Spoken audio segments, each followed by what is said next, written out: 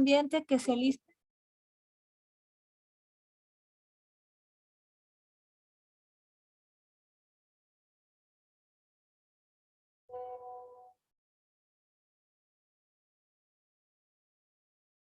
¿Me escucharon? Perdón, profe, buenos días. Sí, ahorita comparto. Ya, gracias. ¿Se puede visualizar? Sí, por favor, sigan. Ya.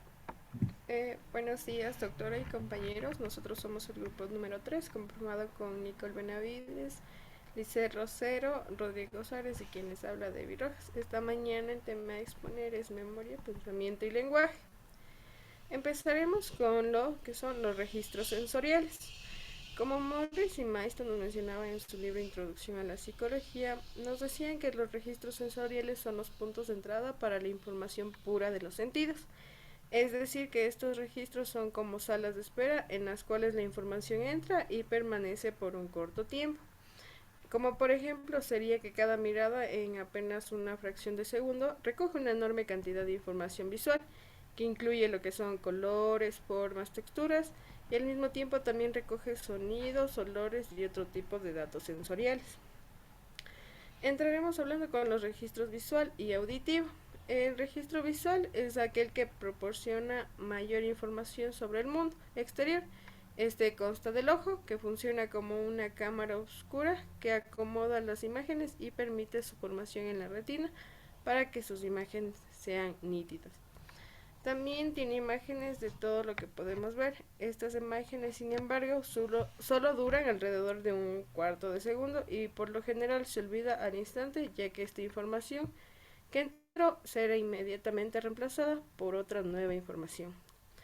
El registro auditivo o IOCH se conoce que la información del registro auditivo dura un poco más de lo que dura el registro visual. Se menciona que dura hasta un cuarto de segundo más antes de que sea olvidado.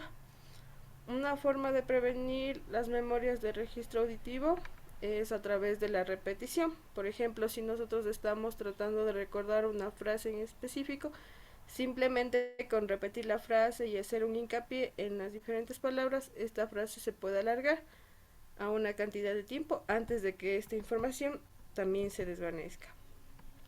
La atención. Según Cognifeed, en el 2019, la atención es un proceso cognitivo que nos permite orientarnos hacia los estímulos relevantes y procesarlos para responder en consecuencia. Esto quiere decir que la atención es una capacidad que nos sirve para crear, guiar y mantener nuestro cerebro activo de una manera en la que podamos procesar correctamente la información. La memoria de corto plazo. La memoria de corto plazo en sí es un sistema para almacenar una cantidad limitada de información durante un corto periodo de tiempo. Es una memoria inmediata para los estímulos que acaban de ser percibidos. Esta memoria se basa en una actividad o cambios efímeros, eléctricos o moleculares en las redes de neuronas que procesan la información, nos menciona Morgado en el 2005. Esta memoria de corto plazo tiene dos labores principales, que es almacenar brevemente la nueva información y trabajar en ella, y también es conocida como la memoria de trabajo. La capacidad de la memoria a corto plazo, de acuerdo con varias investigaciones, se estableció que este tipo de memoria tiene una capacidad limitada, ya que puede mantener la información entre 1.5 y 2 segundos. Por lo tanto, si te piden que recuerdes una serie de 10 dígitos, como se puede ver en la diapositiva, lo más probable es que recuerdes entre 5 y 9 números. Esto es debido a que la cantidad de información que se puede retener en la memoria a corto plazo es de 7 elementos con una variación de 2, ya sea por exceso o defecto. Sin embargo, la capacidad es variable, debido a que el material o la información que se quiere almacenar, su nivel de dificultad o la longitud de palabras. Además, se puede ampliar el tiempo que permanece la información en nuestra memoria a corto plazo, y esto se puede con el proceso llamado segmentación, que consiste en agrupar la información en grupos o unidades. Por ejemplo, al momento de recordar un número, podemos agrupar los dígitos en parejas o tríos de dígitos, ayudándonos así a procesar más información. La codificación de la memoria a corto plazo. Esta tiene una codificación fonológica y visual. La codificación fonológica se basa en codificar la información convirtiendo o produciendo las palabras en sonidos, y la codificación de forma visual consiste en asignar representaciones mentales a la información, teniendo en cuenta que esta es una forma más práctica para retener los datos en la memoria. Mantenimiento de la memoria a corto plazo. De acuerdo a lo dicho anteriormente, sabemos que la cantidad de tiempo que se puede retener de información no es infinita. No obstante, sí podemos ampliar este tiempo que permanece la información en nuestra memoria, y es a base del repaso mecánico, o también conocido como repaso de mantenimiento, que se basa en la repetición constante de los datos o información, ya sea en voz alta o de manera silenciosa. Memoria de largo plazo. La memoria de largo plazo es definida por Díaz en el 2009 como un mecanismo cerebral que nos permite codificar y retener una cantidad prácticamente ilimitada de información durante un largo periodo de tiempo. Y dicho en otras palabras, es un elemento fundamental para nuestra vida cotidiana, ya que puede almacenar información en la que están incluidas los hechos, el conocimiento en general o las destrezas. Capacidades de la memoria de largo plazo. A diferencia de la memoria de corto plazo, que su capacidad de conservación es de unos pocos elementos por igualmente pocos segundos, la de largo plazo puede almacenarla por varios años. Y un ejemplo de ello es que con estudios realizados se mostró que en adultos graduados hace varias décadas del colegio aún podían recordar ciertos puntos clave de varias cátedras que les eran impartidas.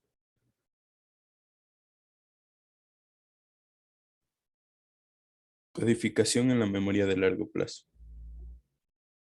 Varios recuerdos almacenados en la memoria de largo plazo van relacionados a elementos no verbales, como pueden ser imágenes, sonidos o sabores. Y otra manera de codificación es que hay momentos muy familiares donde necesitamos recordar al pie de la letra lo que se nos menciona. Por ejemplo, el himno nacional.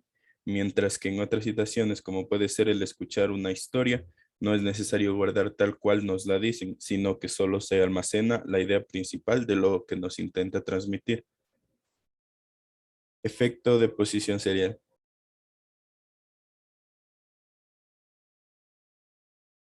Este efecto nos menciona la manera de actuar en conjunto de la memoria de corto plazo y largo plazo al momento de recordar elementos de una lista, y este efecto a su vez se divide en dos, el de primacía y el reciente. El efecto de primacía está relacionado a los primeros elementos de la lista, y al estar en estas posiciones son repasados mentalmente con más frecuencia, generando así que se vayan almacenando en la memoria de largo plazo. El efecto reciente. Este ocurre porque los últimos elementos de la lista que nos fueron presentados aún se encuentran en la memoria de corto plazo y por ello están disponibles para ser recordados. Lo que respecta a los elementos de la parte media, son los más difíciles de recordar ya que se nos presentaron hace demasiado tiempo para que aún sigan en la memoria de corto plazo y fueron presentados muchos elementos tanto antes como después. Así que hay poca oportunidad de repasarlos y que se transfieran a la memoria de largo plazo. Mantenimiento en la memoria de largo plazo. Esta consta de 3 maneras para retener la información y son repaso mecánico. Este se basa en el conocido refrán que dice: la práctica hace el maestro. Es la manera más común para guardar información en la memoria de largo plazo, como números telefónicos, de cédula o fechas importantes. Otra importancia de este tipo de repaso es que nos ayuda a dominar habilidades como tocar instrumentos o realizar maniobras complicadas. El repaso elaborativo. Este tipo de repaso funciona para mantener información significativa, a diferencia del anterior que era útil para almacenar información sin tanto sentido, perdón. Este tipo de repaso se basa en relacionar los nuevos conocimientos con lo que ya poseíamos dentro de nuestra memoria. Por ejemplo, al aprender un nuevo idioma, este se relaciona la palabra que queremos aprender con el concepto en español, que sería la imagen, la palabra como tal y su significado. Y por último, los esquemas, que este es una variación del repaso elaborativo y consiste en una representación mental de algún objeto, evento o situación. Por ejemplo, el esquema de un aula de clases, que tenemos muy presente la organización en filas y columnas de los pupitres, además de nuestra ubicación, la de amigos cercanos, ya sea en la esquina, atrás o frente a nosotros, y hasta el frente que se encuentra el profesor. Aparte de la organización estructural, también este mantenimiento también incluye el conocimiento del proceso a seguir, que sería entrar, sentarse, sacar el cuaderno y esperar a que hable el profesor, por ejemplo.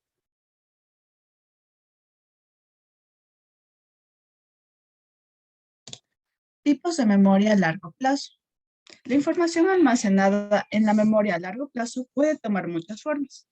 Cada uno de estos tipos de memoria tiene sus propias estructuras definidas en el encéfalo y son las siguientes. Vamos a iniciar con la memoria episódica. Esta almacena recuerdos de eventos experimentados en un lugar específico. Son recuerdos personales, pero no hay que confundirlos con hechos históricos. Por ende, hay un ejemplo. Si se puede recordar lo que cenó anoche, entonces se está evocando este tipo de memoria. Por lo tanto, es una especie de diario que permite retroceder en el tiempo. En cambio, la memoria semántica se refiere a hechos y conceptos que no están ligados a un momento en particular. Es como un diccionario o enciclopedia llena de hechos y conceptos. Por ejemplo, el nombre del inventor de la bombilla o quién fue George Washington. Por otro lado, la memoria procedimental está constituida por hábitos y habilidades motoras, como lo dice Johnson en 2003. Es decir, tiene que ver cómo las personas hacen las actividades como montar en bicicleta, nadar, tocar el violín, entre otras, algo similares a las mencionadas. La memoria emocional, como dice su palabra, comprende respuestas emocionales aprendidas por varios estímulos como el amor, el odio, temores, sentimientos de disgusto y ansiedad. Por ejemplo, algo le avergüenza a una persona, está teniendo un recuerdo emocional. Esto por lo que regular incluye a la memoria episódica o semántica. Y estas dos se denomina como una memoria declarativa, porque la persona puede declarar lo que sabe, es decir, poner en palabras aquel hecho. La memoria explícita se caracteriza porque recupera los conocimientos almacenados con esfuerzo consciente. En cambio, la memoria implícita recuerda los conocimientos almacenados sin esfuerzo consciente. La biología de la memoria. ¿Cómo se forman los recuerdos? Todo lo que aprendemos se registra en el encéfalo en la forma de cambios en el tamaño, forma, funcionamiento químico y conexión entre neuronas. ¿A qué me refiero? Cuando aprendemos cosas nuevas, se forman nuevas conexiones en el encéfalo. Cuando repasamos o practicamos las cosas aprendidas previamente, se fortalecen las antiguas conexiones. En particular, hay dos hormonas que también actúan, la epinefrina y el cortisol, que afectan a la retención a largo plazo. En el caso de la epinefrina, puede mejorar el recuerdo de la exposición a estímulos asociados con experiencias desagradables, como la exposición a descargas. ¿Dónde se almacenan los recuerdos? Diferentes partes del encéfalo se especializan en el almacenamiento de ciertos recuerdos y son los recuerdos de corto plazo se localizan en la corteza prefrontal y el lóbulo temporal.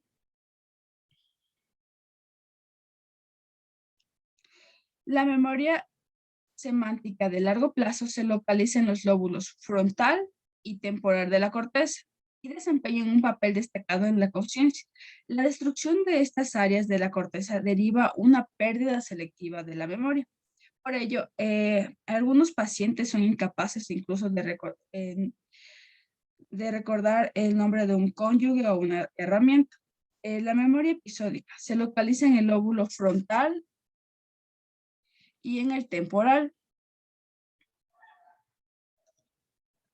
En cambio, la memoria procedimental se localiza en el cerebelo, que es una área requerida para el equilibrio y la coordinación motora de una persona, y a la vez se encuentra en la corteza motora. Las estructuras subcorticales participan en la memoria a largo plazo. Por ejemplo, el hipocampo se ha vinculado con el funcionamiento de la memoria episódica, así como la capacidad para recordar las relaciones espaciales, según lo dice Rawls en 2000. En cambio, según McGraw en 1999, afirma que la memoria emocional depende de la amígdala, que es una estructura que yace cerca del hipocampo y juega un papel similar a este en la memoria episódica, semántica y procedimental. Es decir, donde los individuos con lesiones en la amígdala a menudo son incapaces de interpretar las expresiones faciales, aun cuando reconocen el rostro de una persona. Es la forma que se caracteriza este daño en la amígdala. El olvido tiene que ver con la biología de la memoria y otra parte tiene que ver con las experiencias que se tiene antes y después del aprendizaje. Por ello, la biología del olvido, de acuerdo con la teoría del decaimiento, los recuerdos se deterioran por acción del paso del tiempo. Además, es responsable del olvido en la memoria de corto plazo. El daño encefálico puede ser causado por accidentes, cirugía, deficiencias en la dieta o enfermedad, que son las causas más probables para una pérdida severa de memoria. Además, también, si el daño del hipocampo afecta profundamente a la formación de la memoria de largo plazo. Por ejemplo, se dice que en estudios de personas ancianas que tienen problemas para recordar el nuevo material es porque muestran un hipocampo más pequeño de lo normal. También aquí se habla sobre los neurotransmisores, que estos también desempeñan un papel en el olvido. Uno en particular es la acetilcolina, que dice que alivia algunos déficits de memoria relacionados con la edad. La experiencia y el olvido. Primero, el olvido se debe a un aprendizaje inadecuado, siendo así que el repaso elaborativo contribuye a aumentar la duración de los nuevos recuerdos. En conclusión, no se puede recordar la información por mucho tiempo si en primer lugar no se la aprende bien. Entonces, por ello aquí vamos a observar que se da la interferencia. ¿Pero qué es esto? Es cuando la información se mezcla o es dejado a un lado por otra información y por eso se vuelve más difícil de recordar. Por ello, la interferencia se divide en la retroactiva, que es donde el nuevo material interfiere con el recuerdo de la información que ya se encuentra en la memoria de largo plazo. Y a menudo por ello se estudia por medio del aprendizaje de pares asociados. Si yo digo, tengo dos palabras, tengo feliz y manzana, si lo que voy a esperar es que cuando yo diga feliz, la otra persona me diga manzana. Es la forma que se caracteriza la interferencia retroactiva. Por otro lado, la interferencia proactiva, que se quiere referir, es un fenómeno cotidiano donde el material antiguo en la memoria interfiere con el nuevo material que se está aprendiendo. En cambio, los factores situacionales es algo que también está relacionado a la experiencia y al olvido, porque estos contribuyen al olvido y sucede todo el tiempo. Si se trata de guardar algo en la memoria, también se recoge sin advertirlo hechos acerca del contexto en el que tiene lugar el aprendizaje. Es lo que influye bastante. Estos hechos se convierten en las claves para recuperar este lapsus, estos recuerdos. Por ello, también aquí sigue entonces la memoria dependiente del estado, que es gran parte de que influye en el olvido. Es cuando la gente aprende información en un particular estado fisiológico y tiende a recordar mejor si regresa al mismo estado en el que se encontraba en el aprendizaje, demostrando que el estado fisiológico vigente durante el aprendizaje puede actuar como señal durante el recuerdo. Por lo tanto, en varias investigaciones los resultados ocurren de una mejor manera cuando la persona está sobria y alerta durante el aprendizaje y el recuerdo. En cambio, en el proceso reconstructivo, como dice su palabra, aquí en cambio el olvido también ocurre como resultado de lo que se llama la naturaleza reconstructiva. Bartlett en 1932 propuso que la gente también Temas para reconstruir los recuerdos y reescribir aquellos eventos pasados para adecuarlos a sus expectativas. Es algo que lo caracteriza a este tipo de proceso. ¿Cómo reducir el olvido? Los estudios de la memoria muestran que la mayoría de las personas tienen mejor memoria de lo que se percatan. Sin embargo, no todas las personas logran retener bien la información recibida y por ende tienden a olvidar muchos recuerdos. Por tal razón, es recomendable seguir los siguientes pasos. Primero, motivarse. Motivarse a sí mismo es una forma de mantenerse alerta y estimulado, siendo mucho más fácil aprender y recordar las cosas. Segundo, practicar habilidades de retención.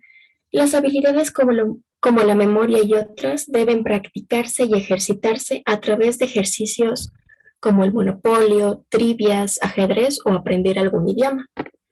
Tercero, confiar en la capacidad para recordar. Si empezamos a dudar, esto nos llevará a la ansiedad, por lo tanto, impedirá con la capacidad para recordar información de la memoria. Cuarto, reducir al mínimo las distracciones. Si algo lo distrae, se debe buscar un lugar tranquilo, incluso aislado, antes de tratar de memorizar algo. Quinto, mantener la concentración. Se debe aquí prestar atención a los detalles, concentrarse en el entorno, las emociones y también otros elementos asociados con un evento. Sexto, hacer conexiones entre el nuevo material y la información que ya está almacenada en la memoria de largo plazo. La mejor manera aquí es realizando esquemas, pensando o escribiendo, ya que al ser un nuevo material que se relaciona con el anterior, se debe utilizar técnicas que faciliten el recuerdo del nuevo conocimiento y así atacar al olvido. Séptimo, usar imágenes mentales. Estas son de gran ayuda para recordar la información de la memoria, debido a que lo visual se fija en la mente y nos ayuda a establecer conexiones neuronales. Octavo, usar señales de recuperación. Cuanto más señales de recuperación tenga, más probable será que recuerde algo. Una forma de establecer estas señales es mediante la creación de una rutina. Por ejemplo, dejar las llaves en el mismo lugar o siempre estudiar en una hora fija. Noveno, no basarse únicamente en la memoria.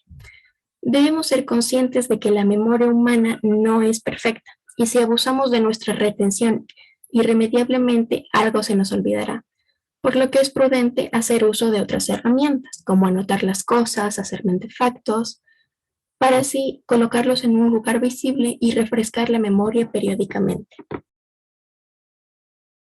Décimo y último punto. Estar consciente de que los esquemas personales pueden distorsionar su recuerdo de los eventos. Se tiene que tener en cuenta que las personas en ocasiones reescriben sin saberlo los eventos pasados, para así adecuarlos a la imagen actual o deseada. Todos estos pasos o factores que acabo de mencionar nos ayudan para mejorar la memoria. No obstante, se debe tener en mente que el olvido no siempre es algo malo, y en ocasiones es una bendición más que una maldición. Esta ha sido la exposición del grupo 3. Gracias.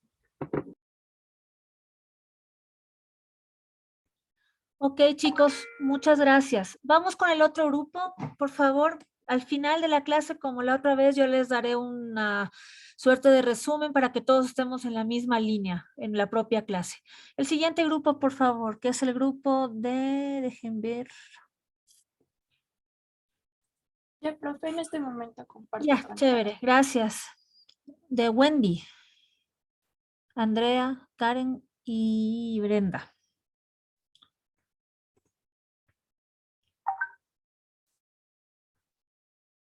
Adelante. Ya, buenos días con todos. Nosotros somos el grupo número 4 y en esta ocasión vamos a hablar sobre la memoria, pensamiento y lenguaje. Específicamente los temas de los bloques de construcción del pensamiento, lenguaje, pensamiento y cultura, cultura, cognición y decisiones. Entonces, dentro de los bloques de construcción del pensamiento, para entender este tema se debe de saber qué es el pensamiento. Y para esto voy a reproducir un pequeño video para tener una mejor comprensión.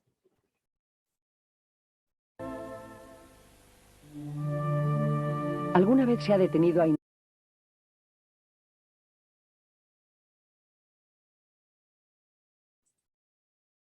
imaginar en qué estaría pensando el pensador? Si el escultor que lo creó hubiera podido esculpirlo también por dentro, tendría que haberle hecho un cerebro para que pensara. Un cerebro como este, 1,360 kilogramos de tejido nervioso que contiene más circuitos y más conexiones que toda la red telefónica de nuestro país. Con un cerebro como este, pensamos, es decir, razonamos, imaginamos, decidimos, acertamos y nos equivocamos también. Pensar parece tan sencillo que pocos se han preguntado cómo lo hacemos, cuál es el proceso, qué está pasando en nuestro cerebro. Cuando en una noche de verano miramos el firmamento y vemos pasar una estrella fugaz, ¿acaso no hemos jugado alguna vez a pensar un deseo? Hagámoslo ahora otra vez. Por favor, piense un deseo. Cualquiera que haya sido este, su mente lo ha pensado de dos maneras posibles. En forma de imágenes, visuales, auditivas, táctiles, que constituyen un modo simple y rápido de imaginar las cosas, o en forma de palabras, que es como pensamos casi siempre, porque con palabras, con conceptos, podemos concebir las ideas más abstractas y simbólicas. Ok, entonces, como escuchamos en el video, el pensamiento es una función cognitiva superior en la cual el individuo utiliza varias estrategias frente a diferentes situaciones que se pueden presentar en la vida diaria. Es decir, son ejercicios mentales como experimentales en donde se encuentran los bloques de construcción del pensamiento. Y como escuchamos, los principales bloques de construcción es el lenguaje, la imagen y el concepto. El lenguaje es un sistema flexible de símbolos que nos permiten comunicar ideas, pensamientos y sentimientos. Este es de carácter semántico o significativo. Y dentro del lenguaje hablado, que está basado en unidades de sonidos que son los fonemas, los cuales al combinarse forman los morfemas. En la imagen son representaciones mentales que nos permiten pensar de maneras no verbales, ya que no solo se visualizan los objetos o cosas para pensar en ellos, sino que también manipulamos esas imágenes mentales. Y por último, los conceptos, que son una categoría mental para clasificar personas, cosas o eventos. Estos nos propician una manera de categorizar las experiencias para que éstas ya no sean una sorpresa. Esta organización puede ser en jerarquías, con una categoría más específica en la parte inferior y más general en la parte superior. Muchos de estos conceptos carecen de límites bien definidos, por lo que muchas veces empleamos lo que son los prototipos, es decir, esos modelos mentales de los ejemplos más típicos de un concepto para poder clasificar las palabras o los conceptos nuevos.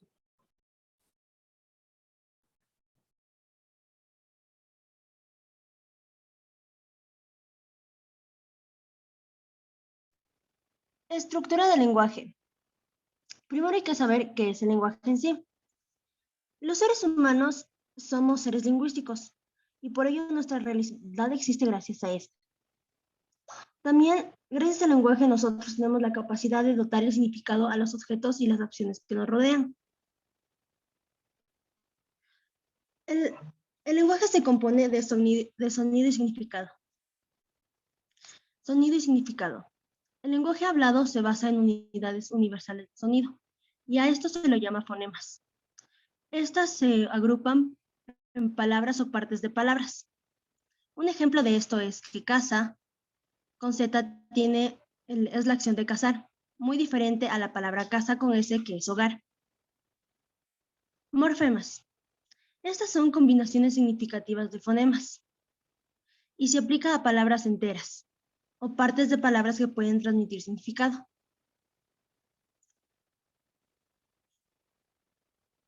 El sufijo y el prefijo producen los mismos sonidos, que son fonemas, y esto hace que al unirse puedan producir diferentes palabras llamados morfemas.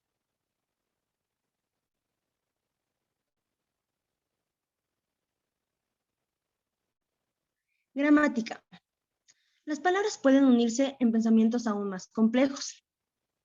Así como existen reglas para combinar fonemas y morfemas, también existen reglas para estructurar oraciones y su significado, y a esto se lo llama gramática. Esta está compuesta por sintaxis y semántica. La sintaxis es la parte de la gramática que estudia el modo en el que las palabras se combinan y los grupos que éstas están para expresar significados. Un ejemplo de ello es, Sally golpeó el carro, significa una cosa. El carro golpeó a Sally significa algo muy diferente. Y golpeó Sally al carro, esta carece de sentido. Semántica. Es la ciencia del hombre que permite el estudio del significado que expresamos mediante el lenguaje natural. Es decir, que su objeto primario de estudio es la capacidad innata de los hablantes que les permite desplazar los objetos del mundo en expresiones codificadas en un lenguaje simbólico. La sintaxis y la semántica unidas permiten a los hablantes realizar lo que Chomsky llama transformaciones entre la estructura superficial y la profunda. Imagen. Las imágenes o representaciones son, es una comunicación no verbal y son extremadamente poderosas, ya que la imagen ocupa el mayor porcentaje de información y de mensajes de nuestro día a día. La imagen capta con un solo impacto, porque puede atraer o aborrecer. Aparte es abierta porque sugiere, insinúa, diferencia, inspira y posiciona. Por ello, a veces no es necesario hablar, sino transmitir con una imagen, ya que la imagen es una poderosa herramienta de comunicación. Aparte de ello, la imagen es universal y no cuenta con la barrera del idioma. Concepto. Los conceptos son categorías mentales para clasificar a las personas, cosas o eventos específicos. Los conceptos proporcionan una forma de agrupar o categorizar las experiencias, de modo que no tenemos que sorprendernos al encontrarnos con algo nuevo. En lugar de ello, nos basamos en conceptos que ya hemos formado y colocamos el nuevo objeto o evento en las categorías apropiadas.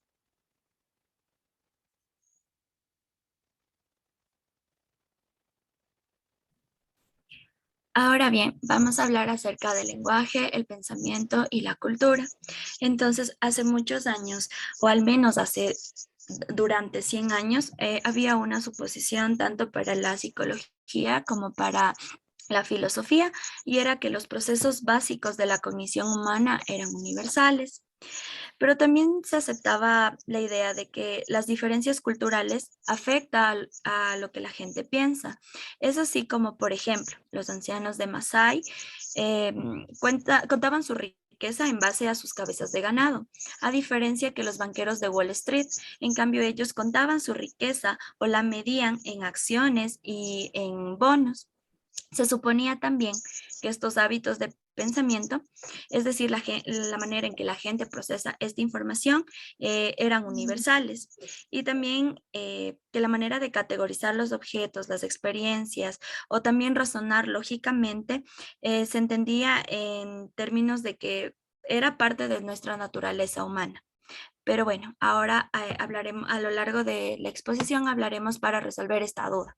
Y es así como podemos decir que el lenguaje y la cognición, hablando específicamente del lenguaje, sabemos que está ligado a la expresión y a la comprensión de los pensamientos, pero también que nuestro idioma determina no solo las palabras que utilizamos, sino también la forma en que combinamos estas palabras en oraciones. Es así como el lenguaje afecta la memoria a largo plazo. La memoria también para las experiencias personales o individuales se relaciona directamente con la facilidad en que el lenguaje puede comunicar esta experiencia. Entonces, si el idioma, también hablamos que la memoria, la siguiente, por favor. Hablamos también del determinismo lingüístico. Entonces, el gran exponente del determinismo lingüístico es Benjamin Ward. Benjamin Ward decía que el idioma afecta nuestra habilidad para almacenar y recuperar información y también repercute en nuestra destreza para pensar las cosas. Es así que nos plantea dos ejemplos, el de la comunidad Hopi. Para la comunidad Hopi, tienen solo dos sustantivos para referirse a las cosas que vuelan, siendo su primer sustantivo para referirse a las aves y las demás serían cosas que no son aves. Es así que se comentaba que, por ejemplo, para referirse a cosas que no son aves, por ejemplo, sean aviones, sean cometas o sean libélulas. Entonces, según el determinismo lingüístico, los Hopis interpretarían a todas las cosas voladoras en términos de estos dos sustantivos, como les había comentado, siendo que algo en el aire sería un ave o algo que no es una ave. En cambio, también en el ejemplo que nos plantea es en la comunidad Dani, en donde ellos solo para referirse a los colores utilizan o claro o oscuro.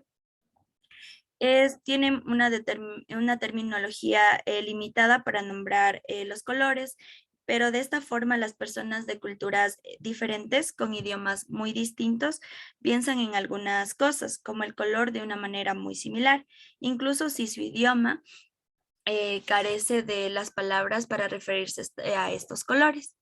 Entonces el idioma en realidad influye en el pensamiento, pero no lo restringe en la medida que creían algunos deterministas lingüísticos.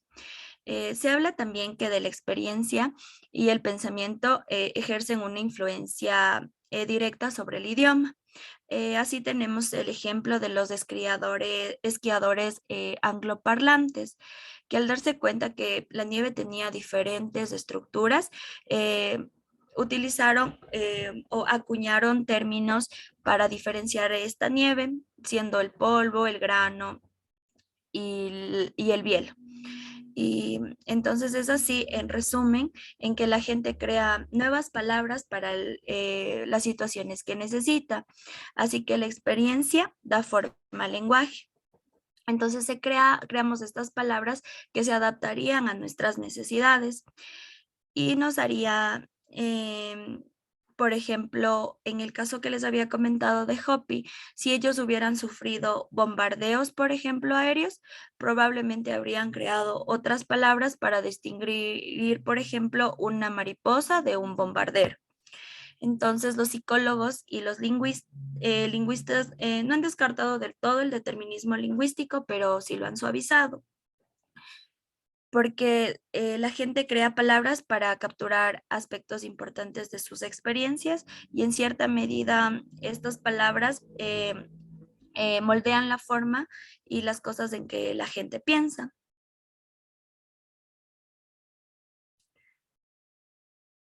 Nos surge esta pregunta. ¿Nuestro lenguaje está dominado por los varones? Les invito a ver este pequeño video.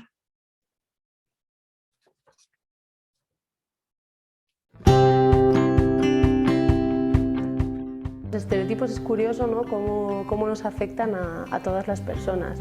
Y más que aparte de cómo nos afectan, también el cuándo empiezan, yo creo que es un poco la clave. Esta pregunta al final, bueno, también depende de a quién preguntes, te dirán una cosa u otra. Yo, a mi modo de ver, empiezan incluso antes del nacimiento, porque muchas veces sí que afectar directamente, bueno, pues cuando ya tenemos un poco más de conciencia, pero antes de nacer ya se nos está preparando para ser de una manera o de otra, ¿no? Lo típico de los colores de la habitación, de la ropa, el nombre, cómo puede ser la persona, ya enseguida va a afectar todo eso a la propia persona. Sí que es cierto que estereotipos tenemos a ambos géneros. El hombre pues siempre tiene que ser el fuerte, el valiente, no tiene permitido permitido llorar, no tiene permitido mostrar sus sentimientos. Y la mujer, pues bueno, tiene que ser muy pasiva, muy sumisa, callada, preocuparse mucho de las emociones de los demás. Entonces, claro, sí que es cierto que estereotipos tenemos cada uno de los géneros, pero siempre afecta de manera mucho más negativa hacia la mujer y hacia la construcción de su género.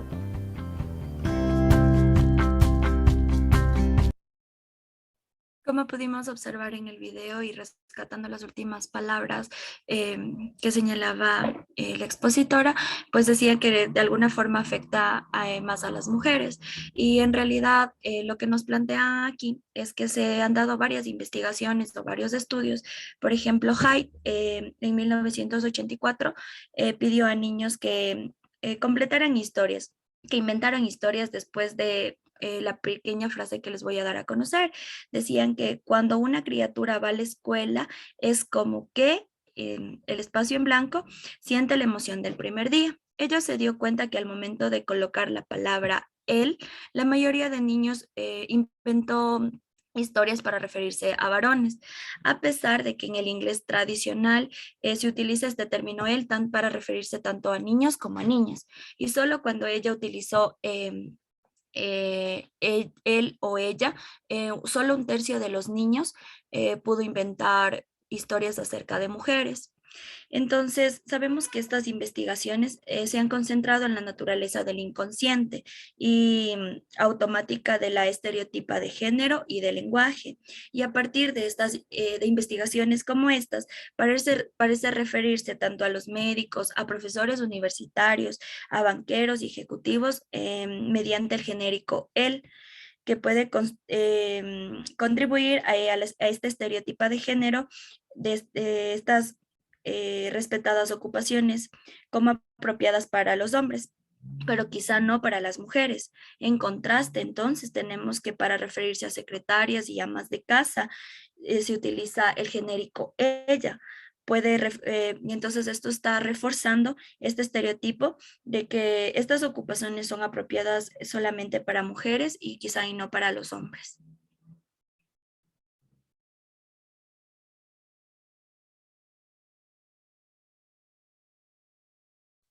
Ahora bien, vamos a hablar sobre la cultura y la cognición.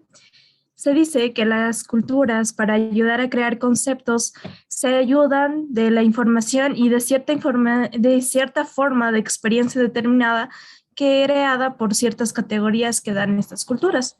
Para ayudar a entender mejor esto, el psicólogo transculturista David Matsumoto nos muestra un ejemplo. Se dice que un amigo estadounidense tiene un amigo persa, salen a comer y luego lo lleva a su sala. Y ahí hay un jarrón de latón importado. Es un jarrón que decora la sala, muy bonito, que tiene diversos diseños y tamaños. Entonces, en un momento a otro, el amigo persa empieza a sonrojarse, empieza a sentirse incómodo y nervioso. Entonces, cuando el anfitrión sale de la habitación, él menciona que estos jarrones importados han sido hechos en el Oriente Medio, donde escasea el papel higiénico y la gente se limpia después de ir al baño usando esos jarrones para echarse agua. De manera que el mismo objeto para dos personas le asignan categorías diferentes. Un mismo objeto, las personas lo perciben de diferente manera. ¿Puedes pasarle, por favor? Para aclarar mejor cómo la cultura influencia nuestra cognición, solo debemos pensar en las diferencias de la cultura occidental y la cultura oriental. Primero partiremos por la cultura oriental. Se dice que ellos tienen un razonamiento más holístico, o sea que se basan más por la experiencia o por determinadas decisiones que han pasado en el pasado. También ellos les importa más en una situación los contextos y las relaciones que sean dependientes del campo. Como ya lo mencioné más, ellos se enfocan más en la experiencia que en la información y ellos se sienten en el razonamiento lógico más cómodos con las contradicciones. Ahora la cultura oriental. En la cultura oriental nos dice que somos seres más analíticos, que pensamos antes de actuar. También dice que son seres independientes del campo, o sea que se enfocan más en los actores y los objetos. Y también se sienten más cómodos con la lógica formal y las inconsistencias que existen.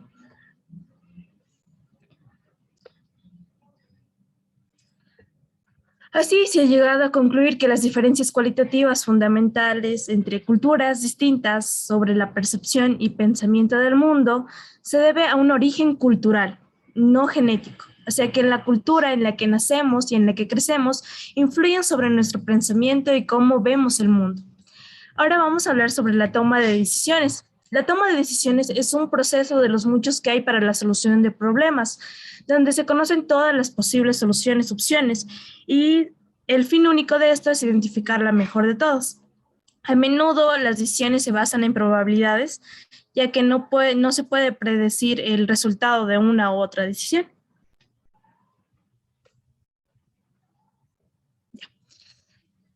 También hay varios métodos dentro de la toma de decisiones. Encontramos la heurística para la toma de decisiones.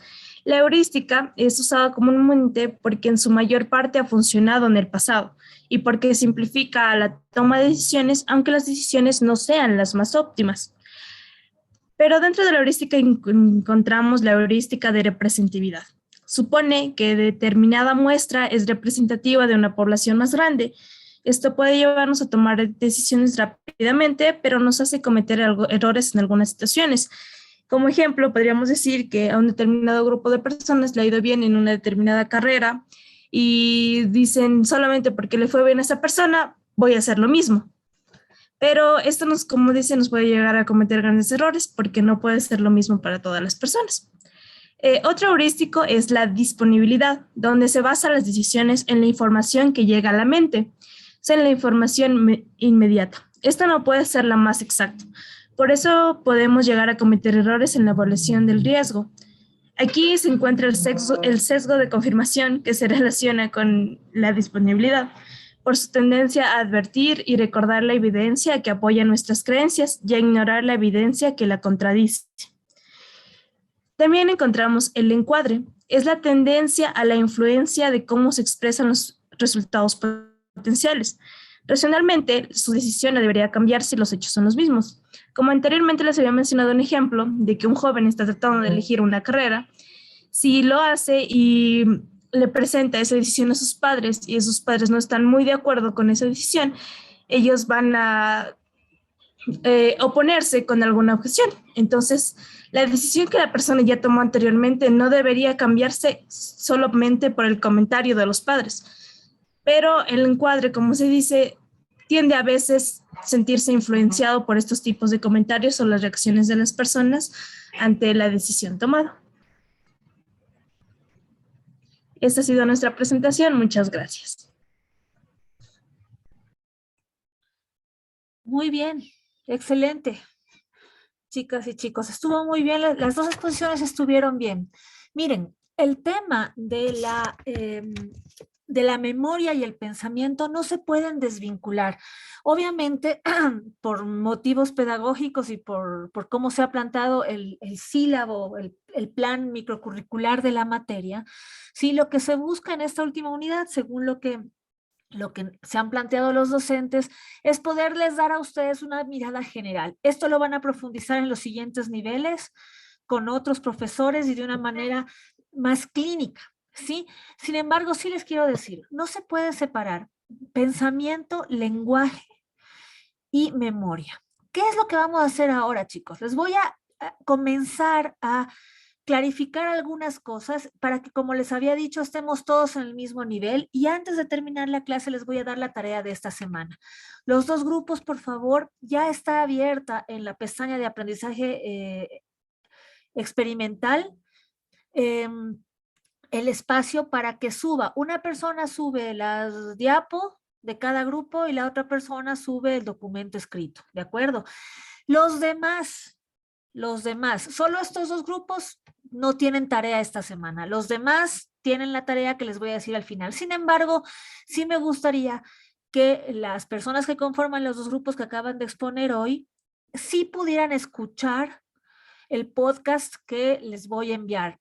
para la tarea, porque me parece primero que está bien hecho, segundo es interesante, son historias de nuestros países que están vinculadas con esta temática. Entonces, todos vamos a escuchar, sin embargo, las personas que no dieron la exposición hoy día harán la tarea que les acabo de plantear, ¿ok?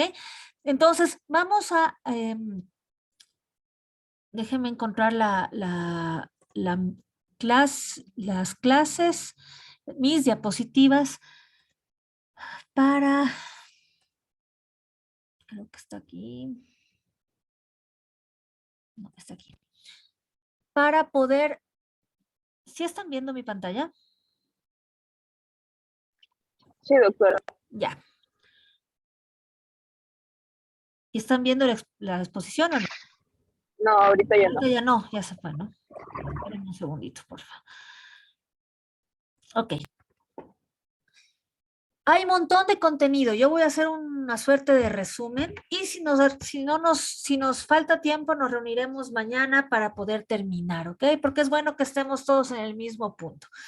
El pensamiento, chicos. Miren, como les decía, pensamiento, inteligencia, lenguaje y memoria están relacionados. No se pueden separar estos componentes, ¿sí? Y obviamente el proceso fisiológico, es decir, de neurotransmisores, de hormonas, de lo que pasa en nuestra máquina corporal para el pensamiento, ¿sí? Y para el aprendizaje, está 100% vinculado con nuestra conducta. De acuerdo a cómo pensamos y aprendemos, nos vamos a comportar. ¿Ok? Entonces, las bases fisiológicas de la conducta, el pensamiento, la cognición y el lenguaje, ¿sí? Y por supuesto, la atención que vimos la semana pasada, están relacionadas en el mismo sistema psicofisiológico del ser humano. ¿Ok? En el centro de este proceso está nuestro cerebro, ¿sí? Que es la estructura que nos permite recordar, pensar, percibir y hablar. Y obviamente es el órgano de nuestro cuerpo que nos permite procesar la información que obtienen nuestros sentidos, ¿sí? Para tomar decisiones y para generar cuestiones nuevas, ¿sí? La creatividad, por ejemplo, que está muy vinculada con las emociones, que veremos la siguiente clase, está también sostenida en este órgano que se llama cerebro, ¿ok? Obviamente no pensamos como una máquina. Ustedes han de haber visto, por ejemplo, películas de ciencia ficción en donde hay robots, ¿no? Y los robots también pueden generar conocimiento, pueden generar aprendizaje. Sin embargo, sí hay una diferencia entre lo que podría generar una inteligencia artificial, porque los robots también tienen una inteligencia. Nuestras propias computadoras, sin ser robots, tienen una inteligencia, ¿sí? Pero es una inteligencia artificial. Quizás una de las diferenciaciones entre esta inteligencia artificial y nuestra propia inteligencia que es humana, es que nuestra inteligencia, nuestro pensamiento, nuestra memoria, se refleja en reacciones corporales involuntarias. Es decir, no podemos decidir, no tenemos un control sobre nuestras reacciones corporales. Por ejemplo, cuando pensamos o cuando nos acordamos, se generan alteraciones en nuestra circulación. Nuestro corazón, por ejemplo, comienza a bombear, ¿sí? Si pensamos, por ejemplo, en alguien, ahora que estamos en épocas, creo que de post-pandemia, nos ponemos a pensar en alguien que falleció por la pandemia, nuestro cuerpo va a reaccionar ante ese pensamiento, ¿sí? Y, por ejemplo, habrán cambios en nuestra respiración, ¿sí? Nuestra respiración se hará más lenta o quizás empezaremos a sentir una agitación, ¿sí? Y obviamente nuestras glándulas van a secretar algunos fluidos, ¿sí? Entonces, eso no lo podemos controlar y está muy relacionado con el pensamiento. De acuerdo, cuando ustedes sean psicólogos y vean, por ejemplo, que en su consulta llega alguien diciendo, doctora o doctor, tengo ataques de pánico, ustedes van a ver que el ataque de pánico está relacionado con una forma de pensar, con un pensamiento, ¿sí? o con un estímulo interno como un recuerdo, pero se genera una reacción biológica. Es decir, nuestro corazón comienza a bombear más fuerte, nos quedamos sin respiración, hiperventilamos. Eso no lo podemos controlar y está relacionado con nuestros pensamientos. Entonces es muy importante ver cómo esto se relaciona. Entonces, obviamente, el pensamiento, ¿sí?, se procesa a partir de unos receptores que están en nuestro cerebro, que son los receptores de la memoria. Y aquí es donde se juntan pensamiento y memoria, ¿sí? Entonces, ¿cuáles son los resultados del pensar, chicos? Generar conceptos, generar juicios, generar raciocinios y, por último, generar una conducta, una forma de hablar que también es una conducta, ¿sí? Hablamos y desde la perspectiva psicológica, el habla es una conducta y también la actuación, es decir, el movimiento o las relaciones que entablamos con los otros, ¿ok? Hay 4 estilos de pensamiento, ¿sí? Hay un pensamiento que es un pensamiento lógico, un pensamiento organizador, un pensamiento comunicador y un pensamiento visionario. Rápidamente, porque esto es una introducción. Lógico significa que generamos conexiones para resolver determinados problemas o predicamentos que nos surgen en la vida cotidiana. Organizador significa que organizamos, ponemos un orden en nuestros pensamientos para poder vivir en nuestra existencia, ¿sí? Hay un pensamiento comunicador que es el que permite que esta lógica y esta organización pueda ser comunicada o puede ser transmitida a otra persona externa a mí, ¿de acuerdo? Y eso se hace a partir, obviamente, de la consecución de un lenguaje. Sí, y hay un pensamiento visionario. ¿Qué significa el visionario? Es el que es capaz de proyectar y de prever las actuaciones que vamos a hacer. Normalmente, cuando trabajamos con patología del pensamiento, se ve afectada una de estas 4 modelos, ¿sí? Puede ser que se afecte, por ejemplo, el área del pensamiento organizador y que en una situación no podamos ponerle orden a lo que nos está pasando. ¿Sí? Eso va a generar una disfunción, una patología desde la perspectiva psicológica. O puede ser que no seamos capaces de prever, es decir, tenemos un tema un tema problemático en la parte del pensamiento que tiene que ver con la proyección, con lo visionario. Estamos centrados en el presente o en el pasado y no podemos generar una acción hacia el futuro, ¿no? Entonces, parte del trabajo que hacemos los psicólogos cuando trabajamos en función de un problema sobre el pensamiento es poder identificar en qué área del pensamiento se dan determinadas problemas o patologías. Voy a pasar esto. El pensamiento es la actividad que lleva a cabo todo ser humano a través de la utilización y desarrollo cognitivo de la mente. ¿Qué significa esto, chicos? Significa que el pensamiento está relacionado con el aprendizaje. Cuando hablamos de cognición, hablamos de conocimiento, ¿sí? Y generar el conocimiento implica generar aprendizaje. Entonces, obviamente el pensamiento y el aprendizaje están relacionados. Cuando vemos, por ejemplo, en la psicología educativa que hay un niño que tiene problemas de aprendizaje, lo primero que hacemos los psicólogos es tratar de entender cómo genera este pensamiento. ¿Sí? No significa que haya una patología, significa que su proceso de cognitivo, de pensar, debe ser distinto probablemente o puede ser distinto al de los otros niños, al de la convención. Ahí normalmente se generan errores, ¿no? En cuanto a los diagnósticos y podemos estar, por ejemplo, diagnosticando a un niño que diciéndole que tiene hiperactividad, cuando realmente lo que es una capacidad distinta de comprender y de aprender. Entonces, por ejemplo, se aburre más rápido. Esto no significa que sea hiperactivo, ¿sí? O que tenga una discapacidad de pensamiento. Lo que sucede es que aprende más rápidamente porque tiene unas capacidades distintas al resto de sus compañeros en el ámbito de la comprensión. ¿Cuáles son las características del pensamiento? Sí. Vamos a ver algunas, ¿ok?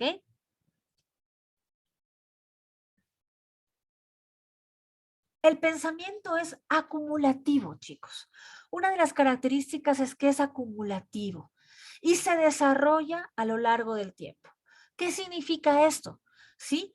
Que nacemos con un tipo de pensamiento, con una información, y desde el momento en que salimos del vientre de nuestra madre, comenzamos a acumular experiencias que se transforman en pensamientos, acumular conocimientos, información que se transforman en pensamientos, ¿sí? Entonces, mientras más experiencias tenemos, mayor capacidad de pensar vamos adquiriendo. Y aquí me voy a detener un poquito porque me parece que es interesante. Les pongo un ejemplo. Si ustedes solo escuchan, hablando de música, solo escuchan un tipo de música, no quiero decir reggaetón porque vayan a decir que soy una prejuiciada antigua, y sí, probablemente soy prejuiciada y antigua, pero si solo escuchan un tipo de música, se pierden toda la otra diversidad. Entonces, el conocimiento y el pensamiento que puede surgir de la experiencia escuchar música se ve restringido y limitado. Ustedes seguramente tendrán contacto con niños pequeños, ¿sí? Si a este niño pequeño le hacen escuchar reggaetón, pero también rock and roll, pero también música clásica, también cachuyapis o también la salsa que vimos al principio, que miren que es un tipo de música subido en otro tipo de música. No sé si identificaron. Esa pieza, Romance de mi Destino, es un pasillo ecuatoriano.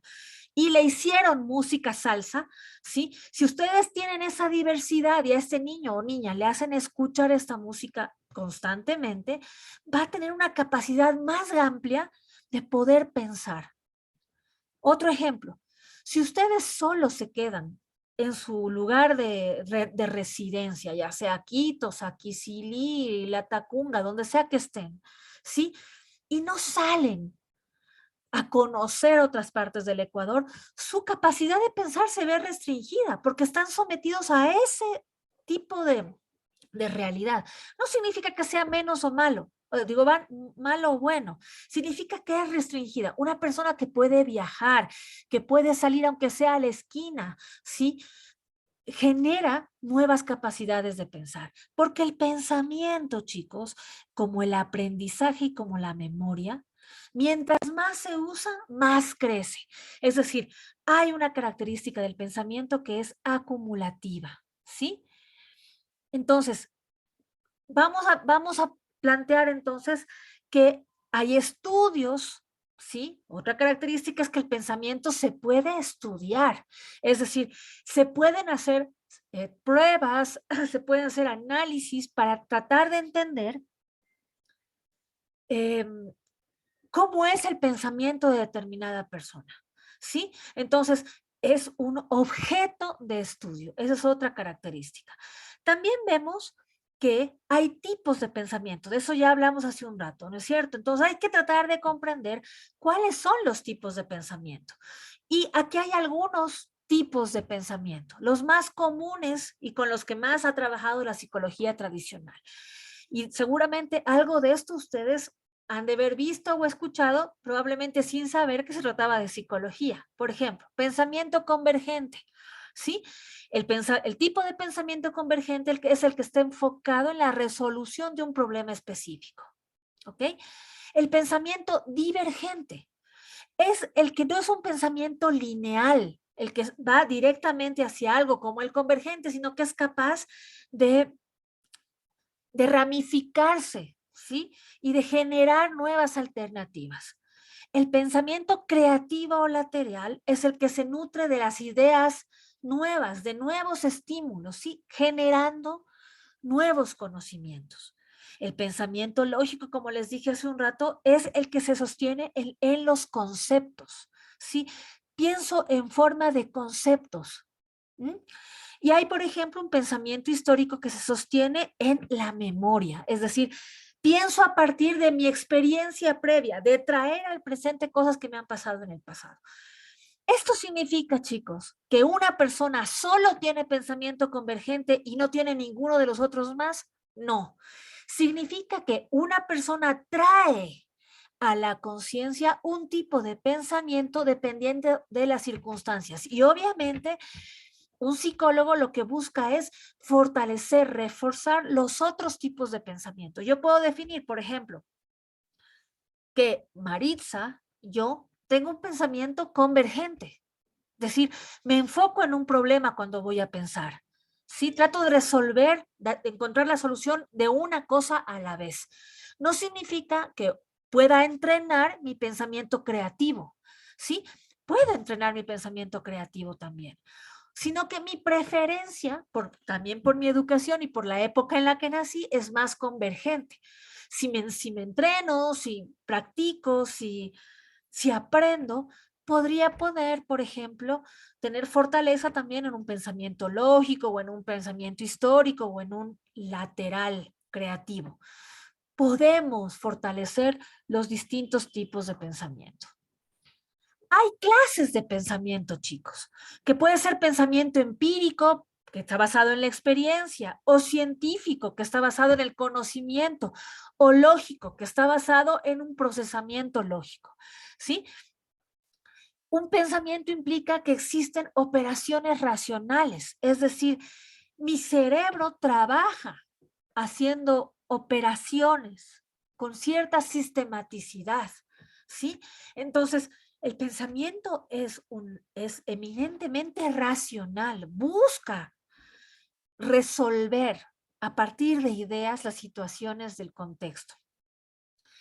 No voy a profundizar en esto porque ustedes van a tener las diapositivas para revisarlas, ¿sí? Hay una característica fundamental, como decían sus compañeros, es que hay una relación entre pensamiento y lenguaje, ¿sí? El pensamiento son ideas que tenemos en nuestro cerebro que se transmite a partir de un lenguaje, que puede ser, por ejemplo, un lenguaje verbal, pero también puede ser un lenguaje numérico, ¿sí? O puede ser un lenguaje emocional. Lo importante es que nuestro pensamiento busca el lenguaje como medio de transmisión. Y el pensamiento, como también decían sus compañeros, está vinculado con la motivación. Es decir, necesita previamente una motivación, que en psicológico se llama estímulo, pero también los pensamientos generan motivación, que en psicológico se llaman emociones. Miren entonces cómo los estímulos promueven una motivación a pensar y el pensamiento promueve una motivación hacia la emoción. No se pueden, desvinculamos estos temas por motivos de la clase, pero realmente están completamente relacionados en nuestra forma de ser como seres humanos, ¿no? Y obviamente las emociones van a tener una influencia en nuestras conductas, en nuestra forma de hacer. El pensamiento tiene una finalidad, tiene un objetivo, es para algo, ¿sí? Aunque el objetivo sea el solo pensamiento. Es decir, yo conozco personas, por ejemplo, mi compañero de trabajo, mi coterapeuta, que a él le gusta pensar. Piensa por pensar, le da placer pensar, le gusta pensar. Hay otras personas que son más prácticas. Yo pienso para generar determinadas cosas. Entonces, sin embargo, uno piensa por algo, es decir, tiene una finalidad. Y casi siempre, en la mayoría de los seres humanos, la finalidad del pensamiento es la acción, que en psicológico se llama conducta. ¿Sí? Veremos en la última clase del semestre que el pensamiento está vinculado con nuestra personalidad cuando hablemos de las exposiciones sobre personalidad. Es decir, mucho de nuestra forma de ser, a lo que llamamos personalidad, está vinculado con cómo pensamos. ¿Sí? Y finalmente hay algunas enfermedades del pensamiento o trastornos que se llaman en psicología que pueden ser trastornos del pensamiento en cuanto a la operación del pensamiento, es decir, por ejemplo, la velocidad o la lentitud con la que pensamos y en torno al contenido del pensamiento. Es decir, ¿de qué está compuesto ese pensamiento?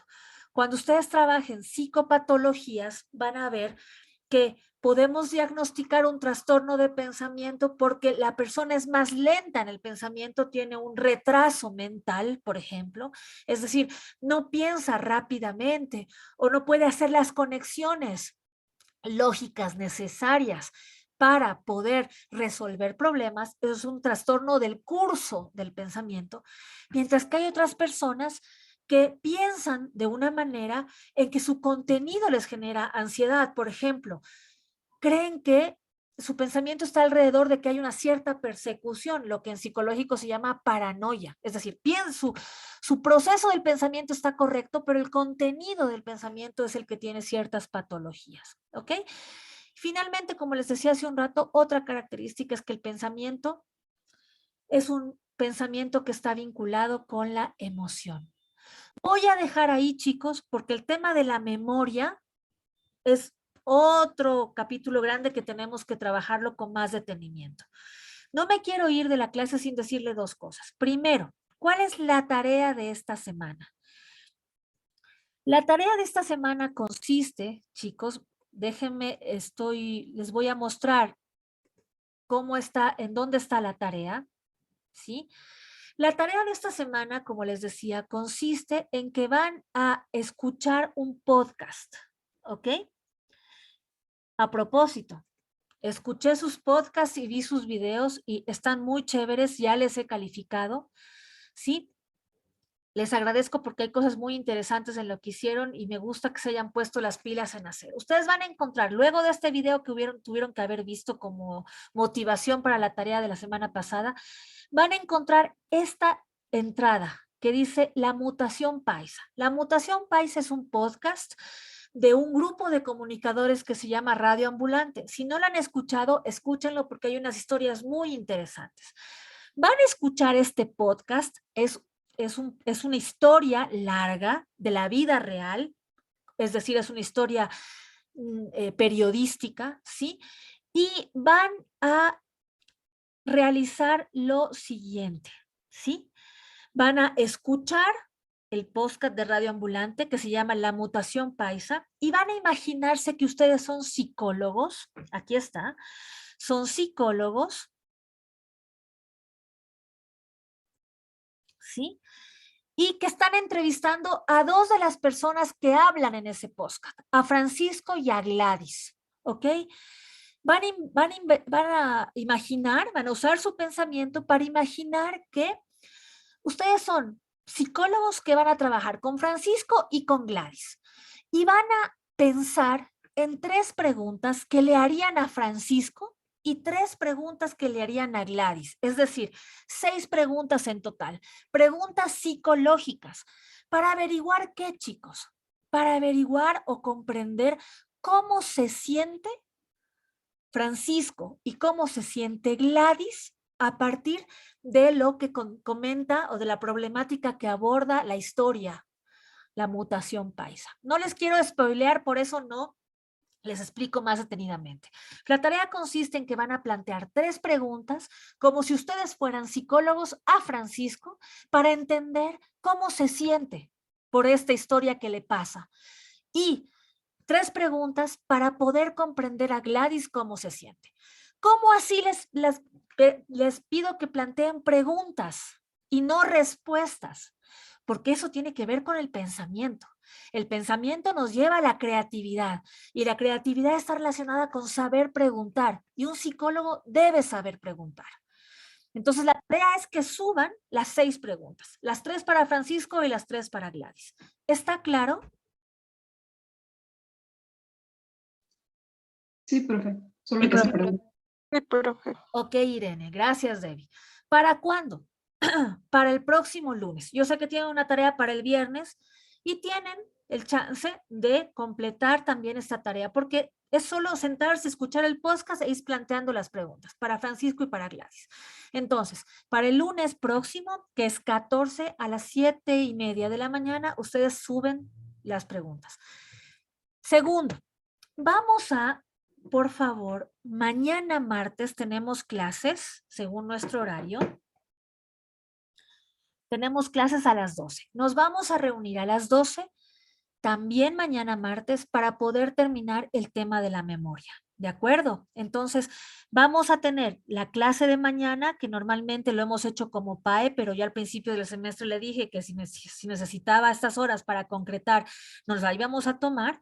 Nos vamos a reunir mañana también a las 12 de la mañana para en esa hora terminar el tema de pensamiento y de memoria. ¿De acuerdo? Entonces les espero mañana a las 12. Yo le voy a dar el enlace Zoom a Micaela para que se los mande oportunamente. ¿Ok? En el chat está la asistencia de esta clase de hoy. Por favor, no olviden mañana a las 12 de encontrarnos otra vez para terminar el tema de memoria. ¿De acuerdo?